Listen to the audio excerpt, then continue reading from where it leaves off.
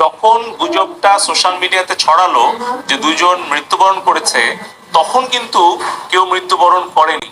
কিন্তু আমরা দেখলাম যে এই গুজবের উপর ভিত্তি করে আন্তর্জাতিক কিছু মাধ্যম এবং এমনকি কিছু রাষ্ট্রের মুখপাত্র তারাও এটাকে কিন্তু স্বীকৃতি দিল, যেটা একটা মিথ্যা কিন্তু সংবাদ। তার প্রেক্ষিতে কি হলো, সারা বাংলাদেশে কিন্তু এই গুজবের প্রেক্ষিতে এই উস্কানির কারণে একটা ভয়াবহ অবস্থা সৃষ্টি হয়ে গেল। বিভিন্ন জায়গায় সংঘর্ষে প্রায় ৬-৭ জন মানুষের জীবন চলে গেল।